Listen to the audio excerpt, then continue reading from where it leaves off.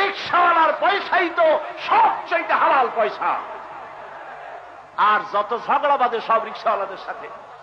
ভদ্রলোক রিক্সায় গিয়ে উঠলেন, যেহেতু রিক্সাওয়ালা রিক্সা চালায়, দাড়ি ওর পাকা হোক না কেন, এই বেটা রিক্সাওয়ালা এদিকে আয়, তুই তামারি আর তুমি ছাড়া কথা কওয়া যায় না, যেহেতু রিক্সা চালায়।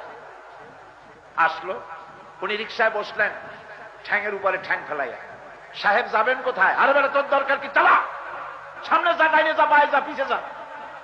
অনেক দূর চলার পর ভাড়া হয় 15 টাকা, দিল 10 টাকা। স্যার ভাড়া হয় 15 টাকা, এত কষ্ট করলাম আপনি 10 টাকা দিলেন। আয় বেটা রেড বুক দেখা। এই রিক্সাওয়ালার কাছে তার মাথার ঘাম পায়ে ফেলানো পয়সা, রেড বুক চাইলো।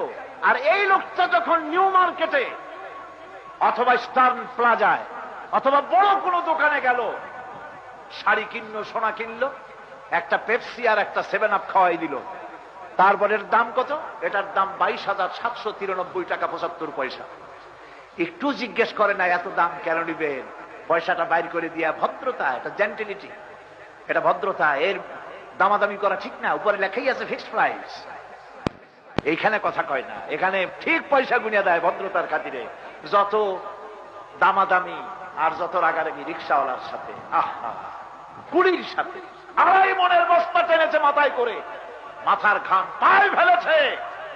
মজুরি হয় 20 টাকা, দেয় মাত্র 10 টাকা। তারপর আবার চোখ রাঙানি। ঠিক কিনা? ঠিক কিনা? এটি হলো আমাদের অসৎ